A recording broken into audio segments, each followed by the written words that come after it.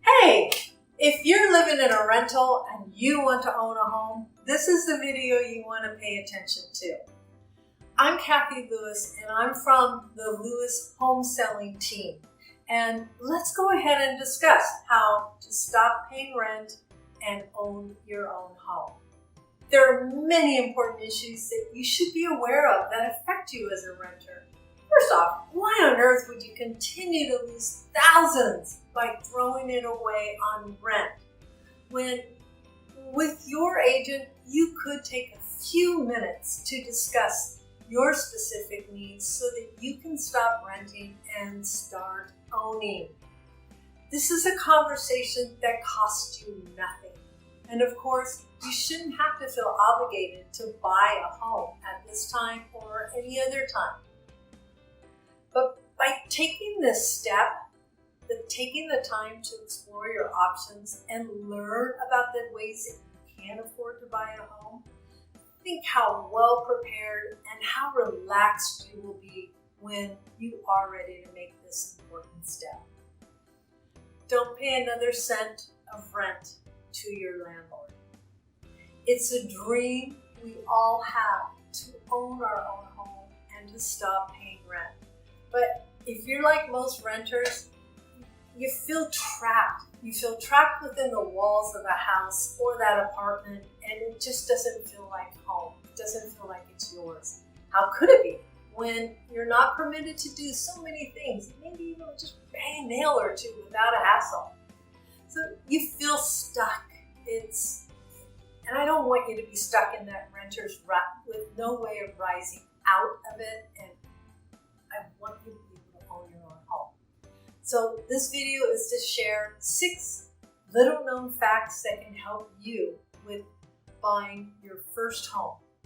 The problem that most renters face, it isn't the ability to make or meet that monthly payment. Goodness knows that you must meet this monthly obligation every 30 days already.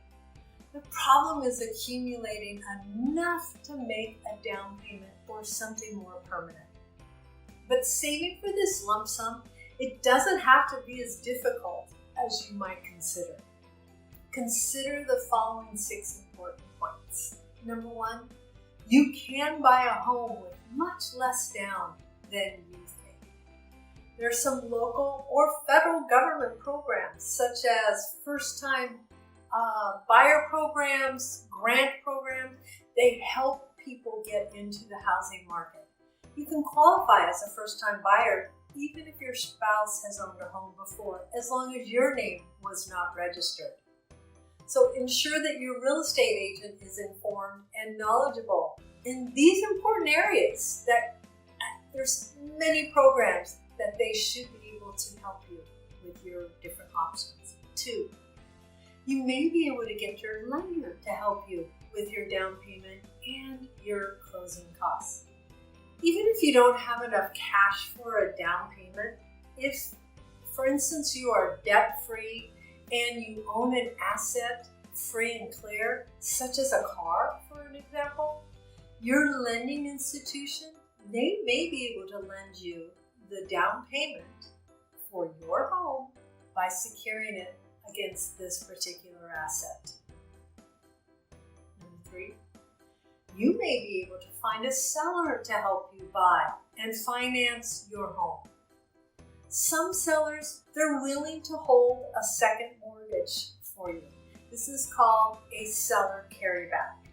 In this case, the seller, they become your lending institution. So instead of paying the seller a lump sum of money for his or her home, you would actually just pay them that monthly mortgage installment directly to them. Number 4, so you may be able to create a cash down payment without actually going into debt. By borrowing money for certain investments to a specified level, you may be able to generate a significant tax refund for yourself you can use as a down payment. While the money borrowed for these investments are technically a loan, The monthly amount paid can be small, and the money invested in both the home and investment will be yours in the end. 5. You can buy a home even if you have problems with your credit rating, your credit score. If you come up with the minimum down payment that can be more than the minimum, or you can secure a loan with other equity, many lending institutions will consider you for a mortgage. Alternatively, that seller carryback mortgage we spoke about a moment ago, that can also help you in this situation.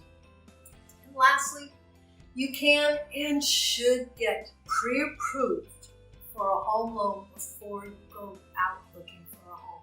Pre-approval is really easy, and it can give you complete peace of mind when shopping for your home. Mortgage experts, they can obtain written pre-approval for you at no cost or obligation. And it can all be done quite easily over the phone. But more than just over the phone and getting just a verbal approval from your lender, a written pre-approval, it's as good as money in the bank. It entails a complete credit application.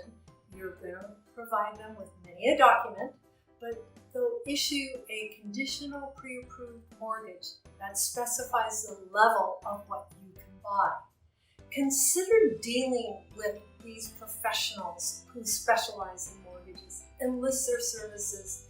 It will make all the difference between you carrying a mortgage, obtaining a mortgage, and not remaining in that renter's rut.